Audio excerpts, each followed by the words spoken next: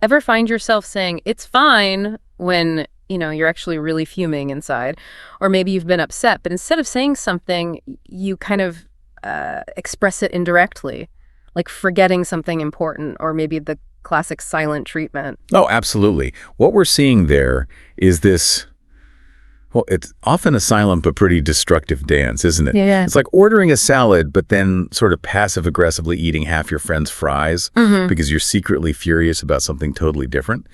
People try so hard to dodge direct confrontation, but they still manage to lob this, let's call it a sugar-coated cannonball of frustration. That sugar-coated cannonball, yeah, that really hits the nail on the head. It's that hidden jab. So today, let's really dig into this, what passive aggression truly is, maybe why it happens, and importantly, how we can all navigate it a bit better, for ourselves and in our relationships.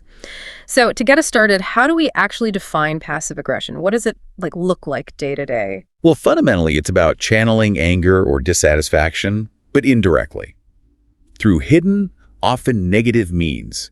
Think procrastination when you've agreed to do something, or making deliberate little mistakes, or even that classic, I'm not mad, I'm just disappointed, said with all the warmth of an iceberg. Right. Like maybe you ask a colleague for something by Friday.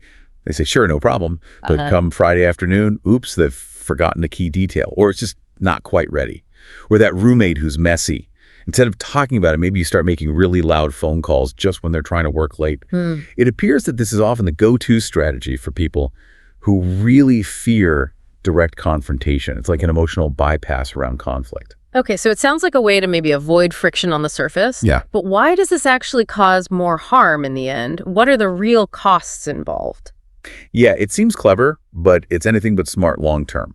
First off, the actual problems. They just stick around. This approach cleverly sidesteps real conflict, which means the core issues never get resolved. So if you're giving your partner the cold shoulder because they came home late, they might sense you're unhappy, sure, but do they know why? Is it the lateness itself, or do you feel neglected? You're basically sending this fuzzy emotional signal, and that doesn't fix anything concrete. That makes sense. Second, it really drains your psychological energy. Unexpressed feelings don't just disappear, they tend to fester. Keeping up that calm surface while you're secretly plotting minor retaliations, it's exhausting. It's like dealing with anger as a chronic illness instead of addressing it directly.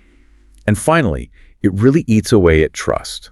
Subtle sabotage, like that colleague accidentally making errors, it just creates this cycle of suspicion.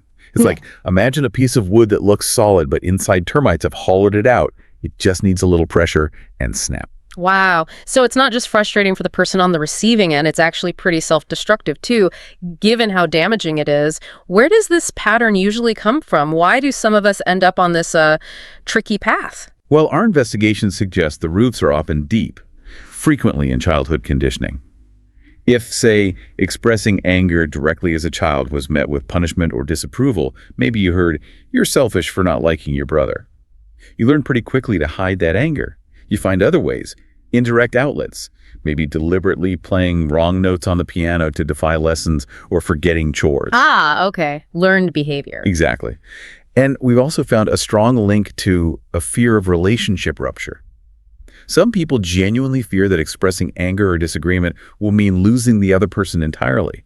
Think of an employee not challenging an unreasonable boss, or a friend not confronting someone who owes them money. It's like trying to hold sand. You hold it too loosely because you're afraid to crush it, but that very fear makes the relationship even more fragile, Yeah, that's a powerful image. And lastly, some people grow up equating any conflict with harm, maybe because they saw really destructive arguments. But here's the thing, constructive conflict is actually vital for healthy relationships. It's like regular maintenance for a machine.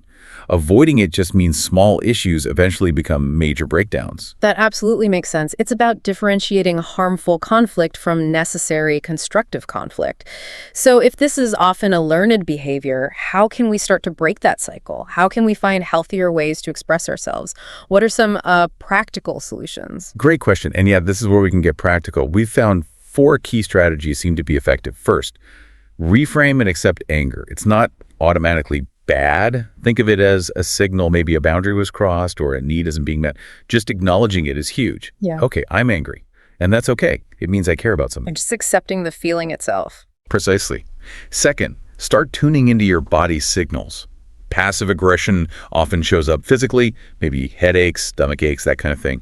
Keeping a sort of body log can help connect the dots. Like, if you always procrastinate on work for one particular client, maybe check in. Could it be linked to feeling their demands are unreasonable, but you haven't said anything? Interesting. Linking the physical to the emotional. Third, and this is a big one, set clear boundaries. Just directly saying no is usually far simpler and healthier than agreeing and then retaliating indirectly. In fact, evidence points to clear boundaries reducing those passive-aggressive impulses significantly, maybe by as much as 80%. Just a concise, direct refusal can work wonders. Wow, 80%, that's substantial. It is. And finally, embrace nonviolent direct conflict. Now, this isn't about shouting or attacking. It's about clearly stating your feelings using I statements. Like, I feel concerned and neglected when you come home late without notice. Could we agree you'll try to be back by midnight, or at least text me if you'll be later? See, it focuses on your feelings, not blaming them, which makes it much easier for the other person to hear. That's a really powerful distinction, focusing on I feel rather than you did. So it really sounds like passive aggression, deep down, is a strategy that might feel safer in the moment, but ultimately prioritizes a kind of surface piece over genuine connection. That sums it up perfectly. True maturity, I think, involves daring to be angry when appropriate and also daring to explain why in a healthy way. It's really about finding that honest path that lies somewhere between complete silence and just shouting. A really insightful way to put it. So maybe something for all of us to think about the next time you feel that urge to maybe give the cold shoulder or make that sarcastic comment. What would it feel like to pause, take a breath, and instead just try saying, I'm feeling a little upset right now and I'd like to talk about it.